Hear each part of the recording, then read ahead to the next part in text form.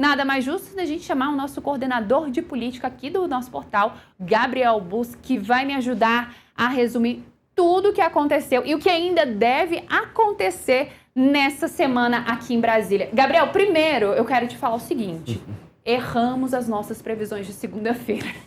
Bom dia. Bom dia, Marília. Bom dia para quem está nos assistindo. Vamos lá.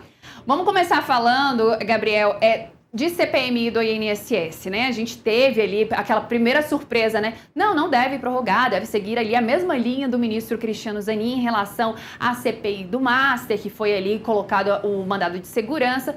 Erramos, o ministro André Mendonça veio, vai prorrogar a CPMI. Só o que aconteceu, né? De ontem para hoje tudo mudou. CPMI não deve ser prorrogado. O que a gente pode esperar então aí? A gente veio falando aí a respeito já do relatório que deve ser apresentado ainda nessa sexta-feira. Camila Xavier trouxe a informação que deve ser votada ainda na sexta, que os parlamentares já falam que devem varar a madrugada lá no Congresso Nacional para poder fazer a análise desse texto. O que a gente espera, Gabriel?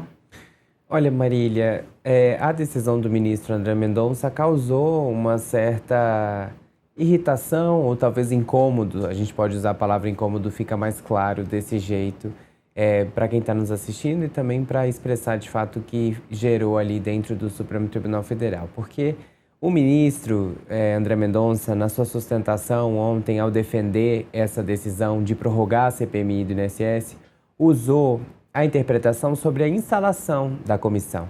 Porque o que diz ali o regimento das casas? Que quando atinge uma minoria, né, 1/3 das assinaturas do Pleno, ou do Senado, ou da Câmara, em tese, a garantia de que a CPI ou a CPMI será aberta. Então, uma vez que se atinge um mínimo de assinaturas, 1/3 de assinaturas, é obrigatório, sim, a abertura das CPIs ou CPMIs. Isso, de fato, é uma garantia, é o que está previsto no regimento. Só que André Mendonça usou este argumento para também interpretar que, uma vez colhida a assinatura de 1/3 também para a prorrogação, isso valeria. Ou seja, esse mesmo 1/3 que serve para garantir a abertura de uma CPMI ou de uma CPI, também garantiria esse mesmo número de assinaturas, também garantiria a obrigatoriedade de prorrogação ou a garantia de prorrogação.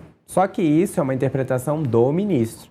E aí gerou toda essa divergência, esse incômodo dentro do Supremo Tribunal Federal. Por quê?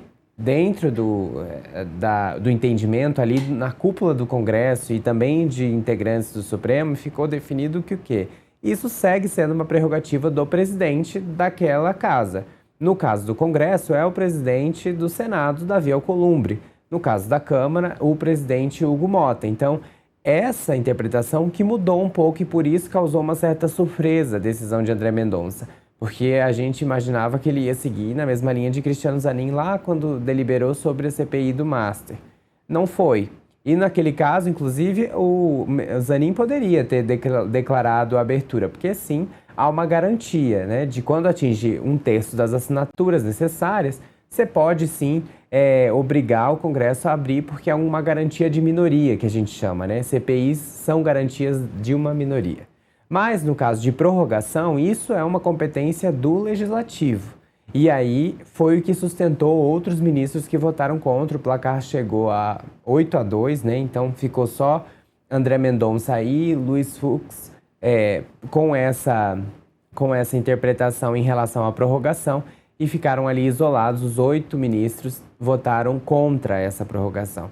E, Marília, ao longo da semana você viu um certo otimismo da cúpula do INSS que foi desmanchando, né, quando chegou perto da votação. Porque ontem, antes da votação, o clima já era de, olha, realmente a derrota é iminente.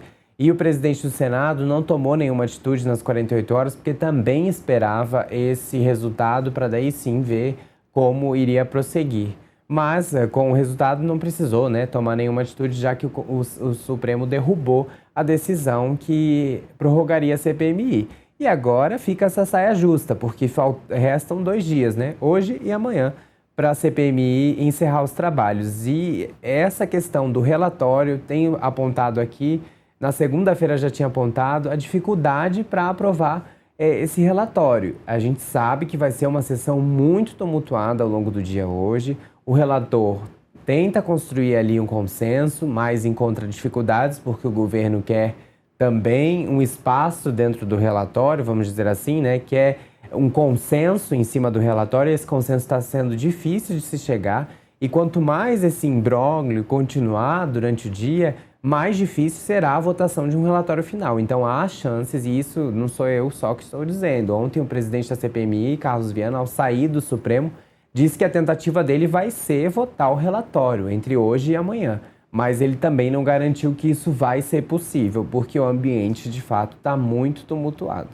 Gabriel, a Camila trouxe para a gente também até um relatório alternativo, né, que foi feito ali pela base do governo, ali tentando tirar o foco do governo Lula em relação a essas fraudes do INSS e colocando em protagonismo o governo do ex-presidente Jair Bolsonaro. Eles pedem ali o indiciamento de cerca de 170 pessoas.